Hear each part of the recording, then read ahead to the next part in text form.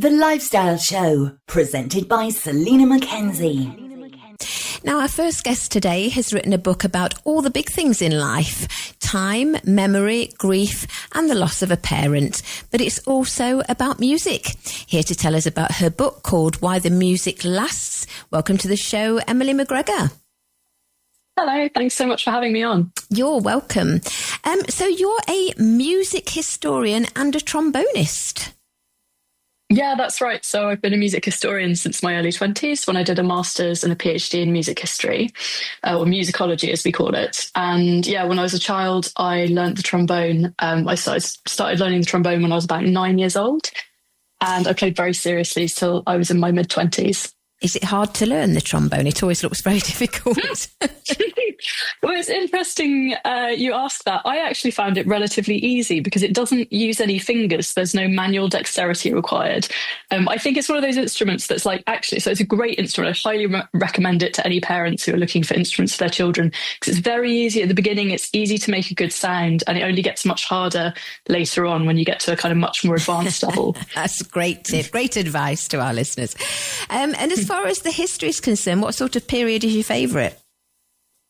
Well, I work primarily on the early 20th century. I look at kind of music and politics. So as a kind of professional music historian, I look at music and politics in the early 1930s, around the time that kind of fascism was rearing its head in Europe. And I also look at American musical history.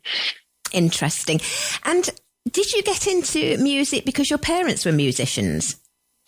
Yeah, absolutely. So my dad was a very proficient classical and jazz guitarist, not professional. He's an amateur player, but he was very good, and he'd been very talented his whole life. My mum's also a musician, played the piano, strongly encouraged me to pursue music making outside of school, in school and outside of school.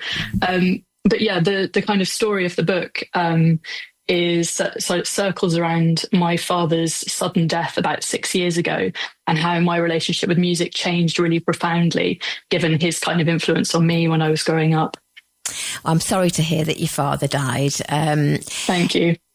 Is it because, did you just feel like you couldn't pick up your instrument? You just felt like it was sort of a betrayal to your father, I guess? Well, I think for me, the roots went even deeper in some way, because it became my professional identity as well. Then the relationship with music was particularly difficult, because I kind of learned, I think I'd sort of moved away from experiencing music in a way that was sort of almost, I don't like to use the word natural, but almost natural and joyful, and about kind of instinct and play. And it become highly professionalized and quite disciplined, and it become about, in my music historical work, about kind of fitting in with the in crowd in my workplace and liking the right sorts of things. And I'm sure we can all relate to the idea of, having to like the right sorts of things to fit into a particular group. But I think I'd sort of lost touch with that, with the initial thing that had really drawn me to music making. And I think there's also an element in grief of music can make you feel such profound emotions, and it can connect you to the people who've died, and listening to particular pieces of music. And I think sometimes I felt like music, I was really, really angry after my dad died. And I think sometimes I felt like particular pieces of music were almost being quite coercive with my emotions, almost telling me how I should feel at a time where I felt like, no, I don't want anyone telling me how I should feel right now. This is kind of beyond anything I've experienced before. Yeah. No, I definitely get it. I can sort of equate it, because there are certain songs that I know that when my mum passes, God willing, it'll be a long time yet, but when she does, I know there's certain songs I won't be able to listen to. They're all slow, but they're all her favourites. And I just know that they'll just bring back memories of her, and it'll just kill me. Why put yourself through that? Why? Yeah, no, I find that really, really difficult. But I think there's also this element of with those particular pieces of music that are really strongly associated with someone you really love.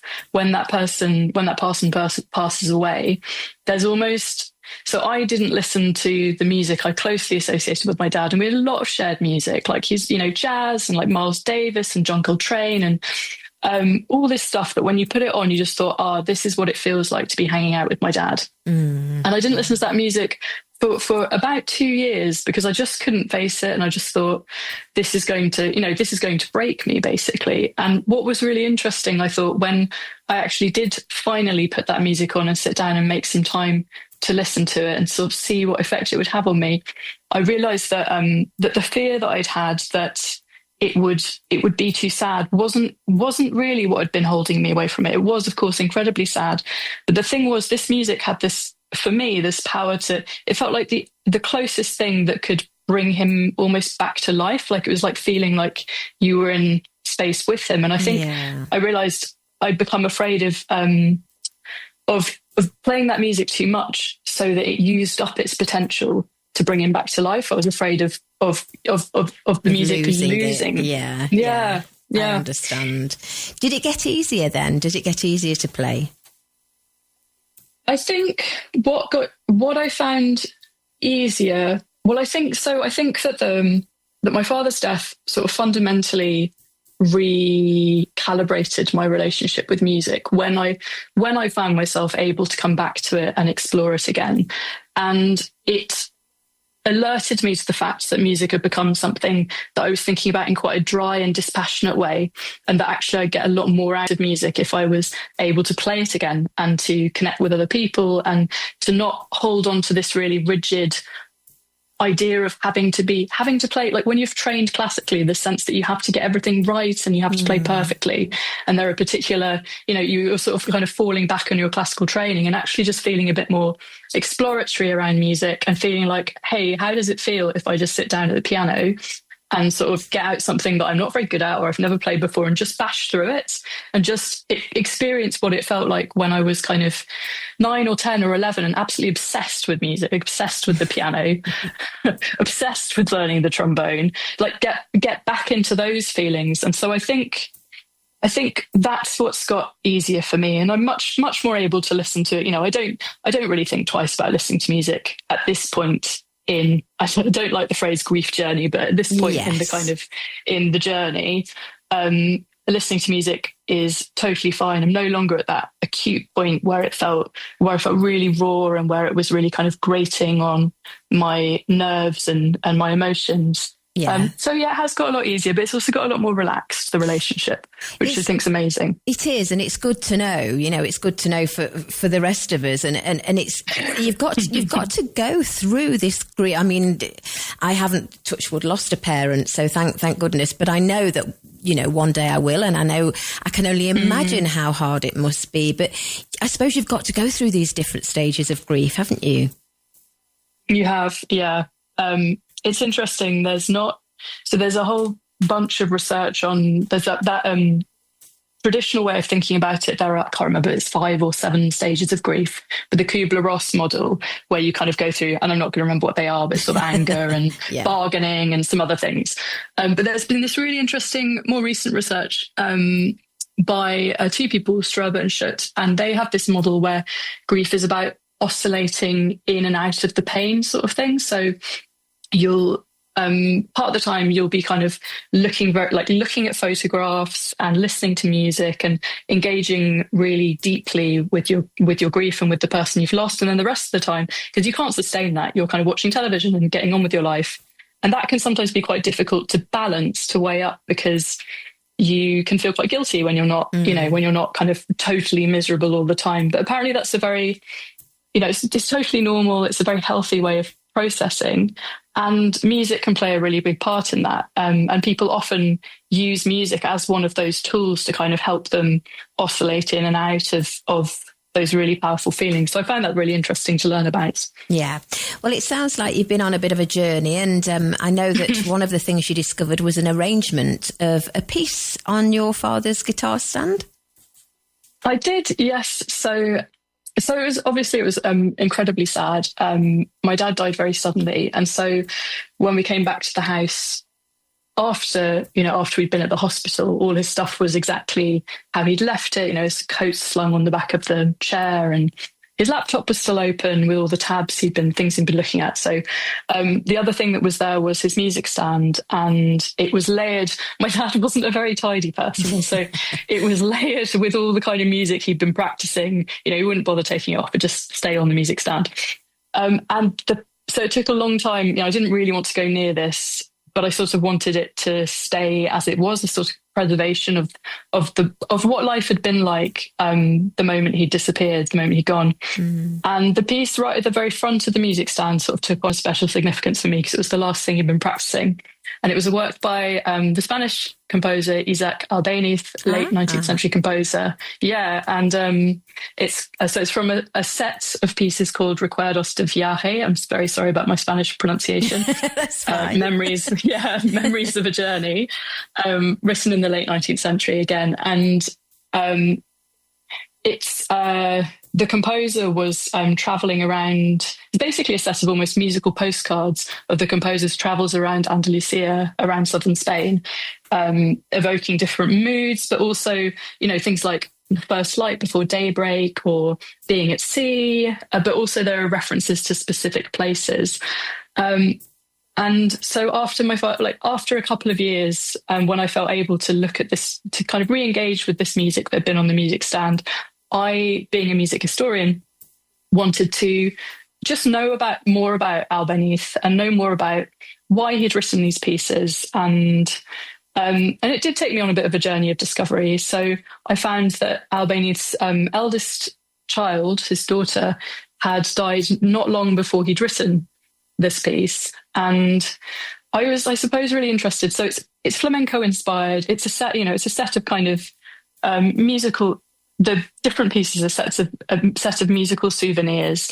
And I think I was really interested in how it felt to me like you don't sense grief in this music, but it felt to me a bit like that way in which you can kind of put on a mask and sublimate your feelings underneath something that's kind of quite light and beautiful and evocative of place. So yeah, I became very interested in exploring that music. Interesting. And did it lead you to look at other composers who wrote music sort of while grieving? It did actually, yeah. So the other major composer that I looked at for the book was Nadia Boulanger, who is an amazing. Honestly, it's wild that she isn't better known than she is because she taught almost a who's who of 20th century composers. So she was based in Paris, and her younger sister Lily was also a phenomenally good composer. Won loads of prizes, but very sadly died at the age of 24. And this hit Nadia really, really hard. And Nadia wrote, she wrote a bit of music about it, but then eventually gave up composing and just dedicated her life to teaching. And I think that was the sense. And so this kind of gets back to one of the things that I think is most powerful about music, which is the way that it can bring people you've lost back to life, and the way that sometimes I think when we're grieving, we somehow want to inhabit the person we've lost in some way, like wearing their jumpers or kind of taking on their preferences and interests for a time, just as a way of staying close to them. And I really think that was something that happened with Nadia and Lily.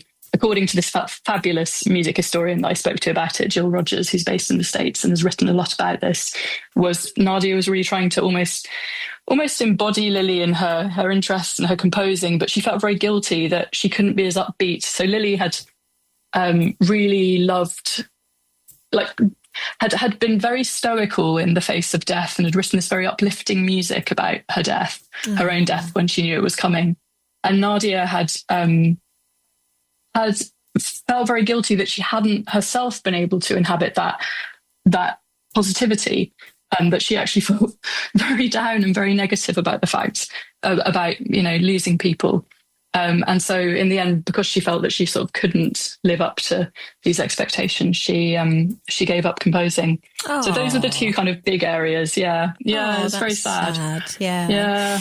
And your journey took you, I was reading, your journey took you through encounters with psychologists, orchestras, summer schools, and even funeral celebrants. What's that about? Yes.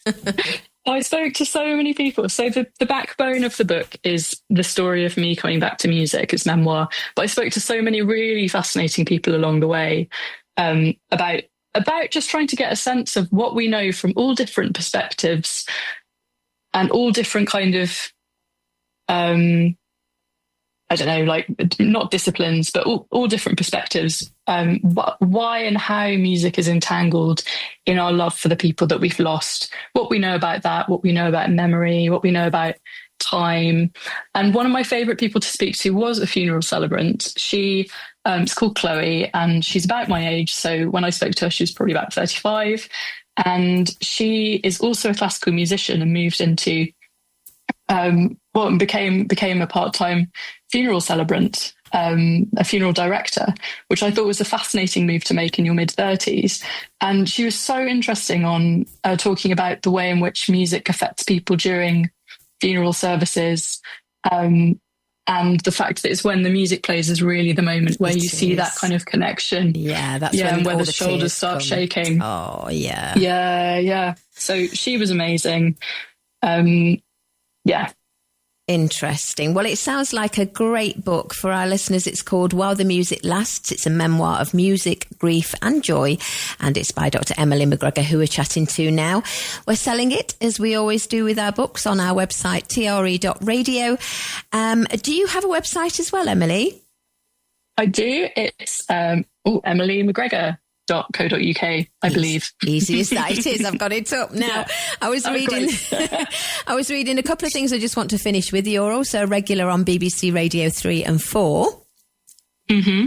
And that's right. More interesting to me is you cohabit with your unapologetically fluffy dog. Yes. Yeah. No, she's the loveliest. I got her actually not that long after my dad died, because I had this feeling of, you know what? If you want a dog, you should have a dog. Just get a dog. Yeah, no, she's wonderful. For sure. What's her name? She's called Datch, which is a bit of a problem because it's not a real word. And people always say, is it Dutch? Or was it Dash? It's like, oh, it's neither. She's named after the village of Datchet near Slough. So yeah, next time I'll give my dog a proper dog name. Bless her. Well, give Datch my love, and thank you so much for joining us today, Emily. I will do. Thank you so much for having me. It's been a pleasure. You're welcome. Bye-bye. Bye.